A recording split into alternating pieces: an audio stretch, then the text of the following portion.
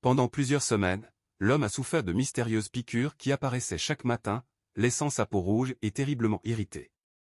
Il pensait qu'il s'agissait d'une simple infestation de punaises de lit, mais lorsque les médecins ont finalement découvert la vérité, la révélation horrifiante a laissé tout le monde sous le choc. Pendant des semaines, John a vécu comme dans un cauchemar. Chaque matin, il se réveillait avec de nouvelles marques rouges sur les bras, le cou et le torse. Les démangeaisons étaient presque insupportables et lui rappelaient sans cesse que quelque chose rampait sur sa peau pendant la nuit. Il a tout essayé, lavé ses draps à l'eau chaude, passé l'aspirateur dans chaque recoin, pulvérisé des insecticides achetés en pharmacie.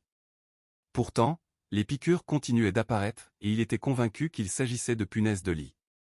Qu'est-ce que cela pouvait être d'autre? Après une autre nuit sans sommeil, John est resté debout à côté de son lit, fixant le matelas comme s'il s'agissait d'un ennemi.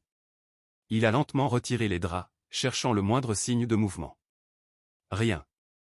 Aucun insecte minuscule, aucune trace de sang, aucun indice. Cela le rendait fou. Il a commencé à faire des recherches sur Internet, espérant confirmer ses soupçons. Chaque recherche menait au même coupable, les punaises de lit. Il a essayé toutes les méthodes recommandées, inspecté le matelas, vérifié les coutures des meubles, posé des pièges. Rien ne fonctionnait. S'il s'agissait vraiment de punaises de lit, il aurait déjà trouvé des preuves. Une nuit, dans une tentative désespérée de les surprendre en action, John a installé la caméra de son téléphone pour filmer son lit pendant son sommeil. Il l'a positionné soigneusement afin que son oreiller et tout ce qui l'entourait soient bien visibles. Le lendemain matin, il a regardé l'enregistrement. Pendant les premières heures, rien ne s'est produit. Mais vers 3 heures du matin, il a remarqué quelque chose d'étrange. Sa couverture a légèrement bougé, comme si quelque chose se déplaçait en dessous. Il ne distinguait aucune forme nette, seulement une vague ondulation. Lorsqu'il a mis la vidéo en pause et zoomé, il n'a vu aucun insecte, aucun parasite, rien de reconnaissable. Juste cette sensation inquiétante que quelque chose était là, trop petit ou trop rapide pour être vu. Le même jour, John a appelé une entreprise de désinfection. Lorsqu'un spécialiste nommé Anders est arrivé, il a écouté patiemment l'explication du problème. Il a enfilé des gants et a procédé à une inspection méthodique de la chambre. Il a examiné les coutures du matelas, démonté le cadre du lit, vérifié l'arrière de la tête de lit, les plinthes et même les tapis. 1 heure plus tard, il a secoué la tête, aucun signe de punaise de lit. Il a suggéré qu'il pourrait s'agir de puces et a demandé si John avait des animaux de compagnie. John a répondu non, il vivait seul et n'avait pas voyagé récemment. Anders a installé des pièges professionnels et est revenu le lendemain. Pas une seule capture. Les pièges étaient spécialement conçus pour attirer les punaises de lit. S'il y en avait eu, ils en auraient trouvé au moins une. Il a alors recommandé à John de consulter un dermatologue, car il pouvait s'agir d'une affection cutanée ressemblant à des piqûres d'insectes. Le dermatologue, le docteur Harry, a examiné les zones touchées et a prélevé une biopsie sur une zone enflammée. Il a prescrit une crème pour soulager les démangeaisons et a promis de communiquer les résultats. Pendant un instant, John s'est demandé si tout cela n'était pas dans sa tête, mais les marques étaient bien visibles et les démangeaisons nocturnes indéniables. Lorsque le docteur Harry l'a rappelé, il a confirmé que la biopsie montrait une réaction inflammatoire typique d'une piqûre d'insecte. Il ne s'agissait pas d'une maladie dermatologique. Quelque chose le piquait réellement. Désemparé, John a demandé pourquoi personne ne parvenait à en trouver la cause. Après un court silence, le docteur Harry a recommandé de consulter un entomologiste, un spécialiste de l'identification des insectes. Il pourrait s'agir de quelque chose de moins courant que des punaises de lit.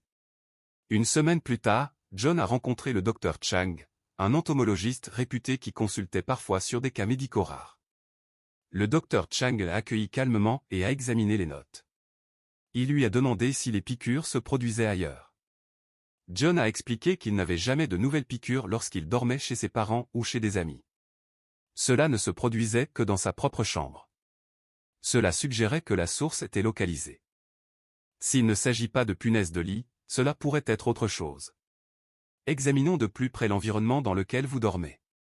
Il sortit une petite trousse contenant des loupes, des tubes à essai et des lames de microscope. De retour dans l'appartement de John, le docteur Chang examina lentement et méthodiquement le matelas, la literie et le cadre du lit. À l'aide d'une lampe frontale et d'une loupe, il préleva de petites quantités de poussière et de fibres dans les coutures du matelas et laissait-la soigneusement dans des flacons. Il recueillit même un échantillon du bois du cadre du lit. Tout au long du processus, il parla très peu, se contentant de hocher la tête de temps en temps. John l'observait attentivement.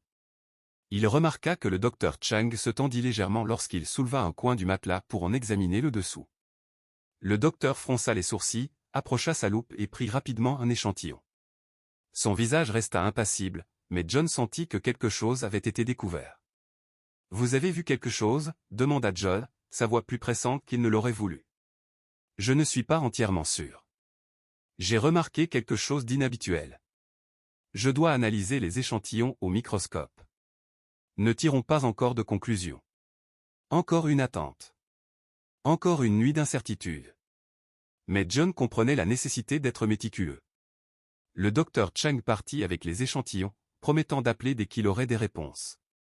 Cette nuit-là, John quitta sa chambre pour se réfugier sur le canapé du salon. Il se couvrit de couvertures fraîchement lavées, espérant que s'éloigner du lit l'aiderait à se sentir mieux. Mais lorsqu'il se réveilla, son cœur se serra.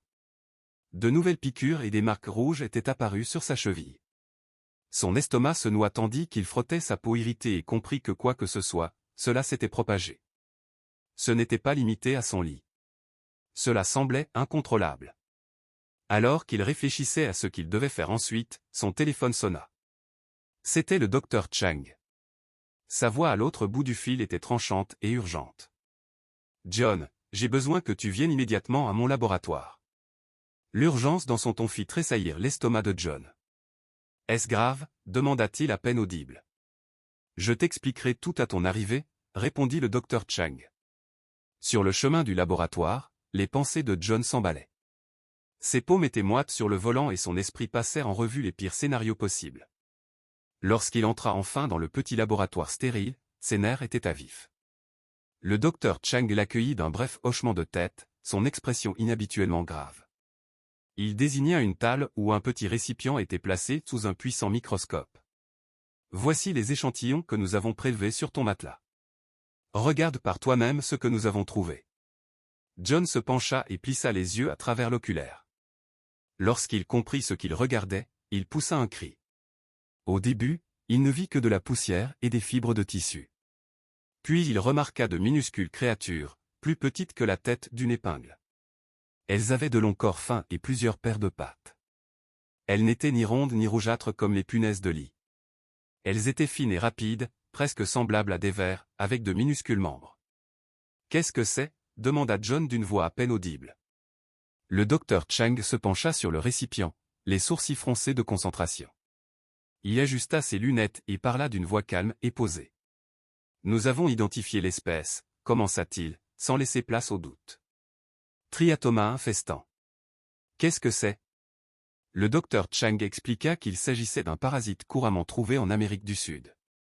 Ces insectes sont connus pour leurs habitudes alimentaires agressives et leur capacité à s'adapter à leur environnement.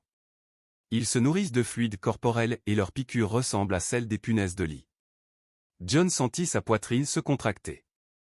À quel point sont-ils dangereux ? Très, répondit fermement le docteur Chang. Ils peuvent provoquer de graves infections cutanées, des réactions allergiques et même des maladies secondaires transmises par leur salive. Ils ne se contentent pas de te piquer.